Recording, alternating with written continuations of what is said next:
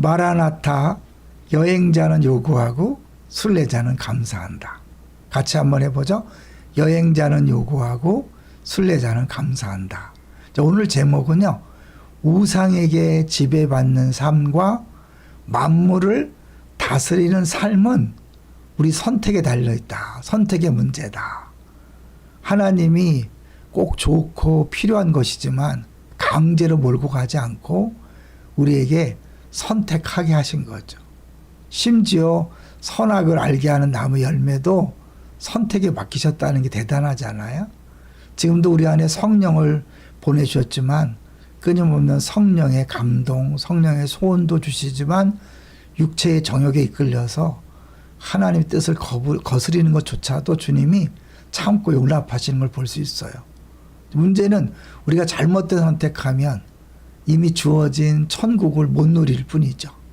오늘 이 제목을 가지고 주일 설교와 연관시켜서 이제 우리에게 주어진 그 복을 생각하면서 우상 타파 세 번째, 우상을 이길 수 있는 세 번째 시간을 갖도록 하겠습니다.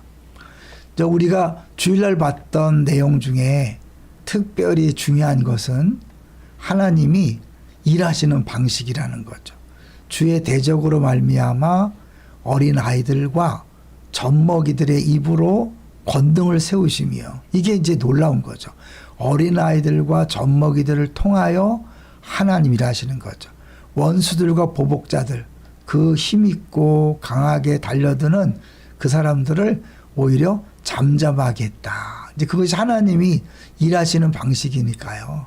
하나님이 역사를 주관할 때도 막 힘으로 밀어비치는 분이 아니라는 거죠. 근데 그 하나님이 우리들을 어떠한 존재를 만드셨는가를 말씀했죠.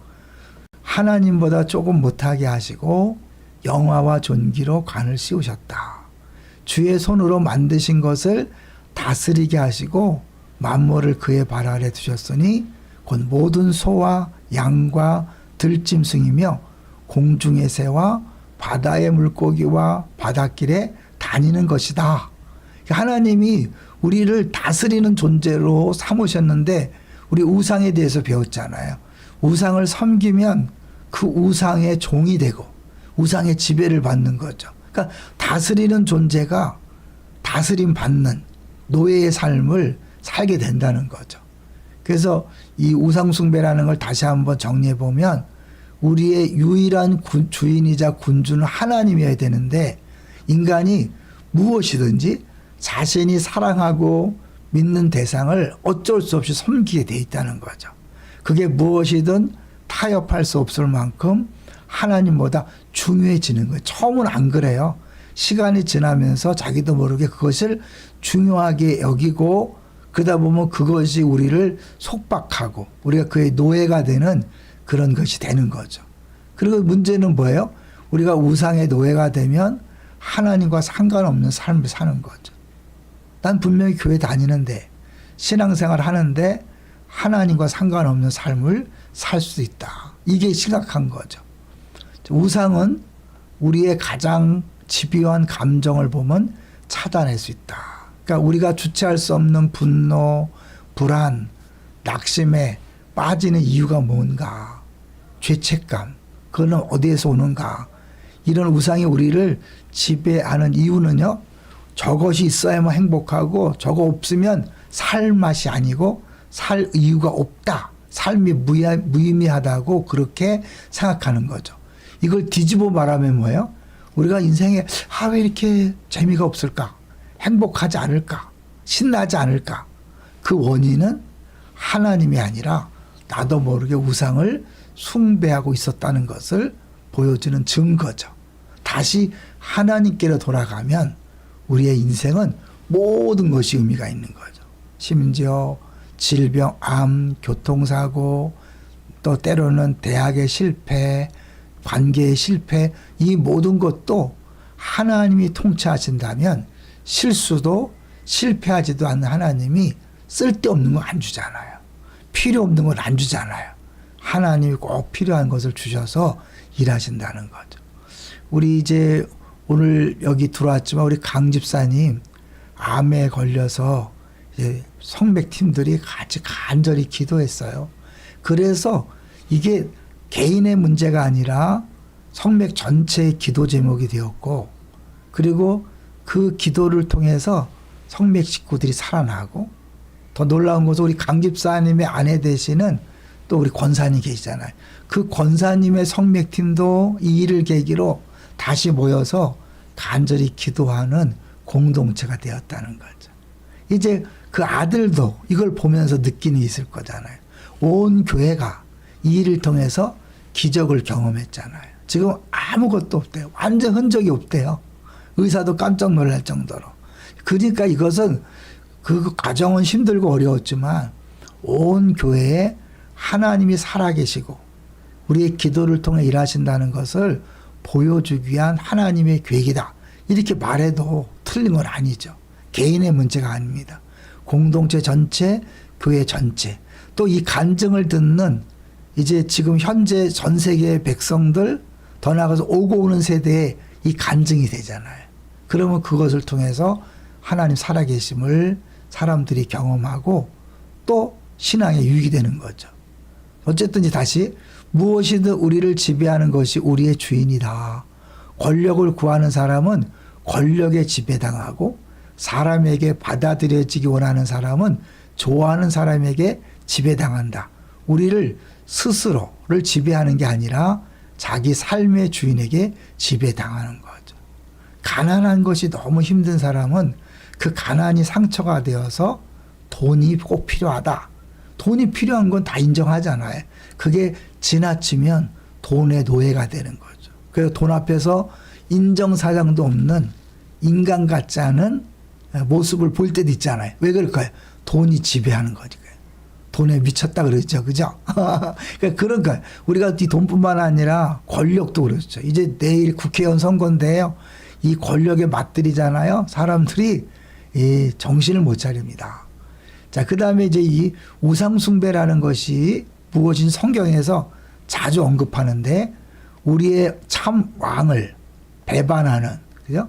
영적 반역이다. 그러니까 이 단순한 죄가 아니라 진짜 왕이신 하나님을 반역하는 거니까 얼마나 심각해요. 근데 우리가 그걸 의식하지 못하는 거잖아요.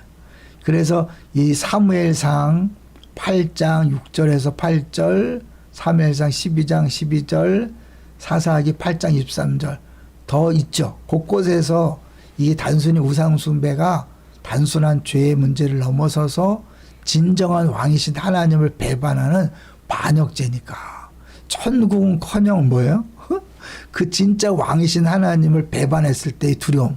이제 오늘 우리가 큰 습에 모여서 같이 우리 목사님들이 나누는데 그런 얘기를 하더라고요. 다윗이 사울에게 쫓겨다닐 때 온 나라의 통치자인 사울의 눈을 피할 수 없었잖아요. 갈 데가 없는 거잖아요. 한 사람, 보통 사람 한 사람만 죽이려고 달려들어도 힘든데 한 나라의 왕이 우리를 원수로 여기고 죽이려 한다. 무시무시한 거죠. 근데 하나님과 원수가 되면 어떻게 되는 거예요? 진정한 왕이신 하나님의 원수가 돼버리면 이 심령이 늘 두려워하고 염려하고 걱정하는 건 당연한 거잖아요. 이 우리가 내치를 할 텐데요. 경고한진 얘기하죠. 이 경고한진도 사실은요. 단순히 상처가 더 굳어진 것을 넘어서서 하나님의 말씀을 받아들이지 못하는 거예요. 그래서 사도 바울이 복음을 전할 때 그 당시 사람들은요. 다 어떤 생각이냐면 내가 신을 믿어주는 거예요. 재물의 신 믿어줄게. 건강의 신 믿어줄게. 자녀의 신 믿어줄게. 내 유익을 위해서 신을 선택하는 거예요. 바울이 예수님을 전했어요. 예수 믿으면 구원받는다. 그래? 그럼 예수 신 믿어줄게. 하고 그러는데 바울이 잠깐 아니다. 예수 신은 단순한 또 하나의 신이 아니다. 모든 우상을 버리고 예수님만 주인으로 왕으로 섬겨야 한다. 그럴 때 사람들이 어떻게 반응했을까요? 그런 게 어딨냐. 다 내가 선택하는 거지 뭐 나 위에 누가 있다는 거 인정할 수 없다. 이게 진정한 견고한 진인 거예요. 하나님을 인정하지 않고 받아들이지 않는 거. 우리가 알게 모르게 우리 안에 그런 게 얼마나 많이 있겠어요? 자, 이제 한 말씀을 읽고 마치도록 하겠습니다. 우리는 무엇이든 삶의 중심에 두고 경배하는 그것을 섬기며 복종하게 되어 있습니다. 26절 로마서 1장 26절에서 이는 우리 마음이 불가항력에 무절제한 충동과 관망에 돌아간다. 아, 나도 내 마음을 어쩔 수 없어. 나도 안 하고 싶은데 우린 그때 그러죠. 육신이 약해서. 그런데 육신이 약한 게 아니라요. 우상이 나를 조종하는 거죠. 나머지 신약에 다양하게 나오는 인격적 변화의 필요성이 언급될 때마다 인격적 변화, 우리를 속박하는 우상숭배의 갈망을 찾아내서 그것을 해결해야 된다는 거죠. 그러니까 우리는 속고 있거든요. 이거는 육신이라서 어쩔 수 없는 거야. 인간이기 때문에 어쩔 수 없는 거야. 아닌 거죠.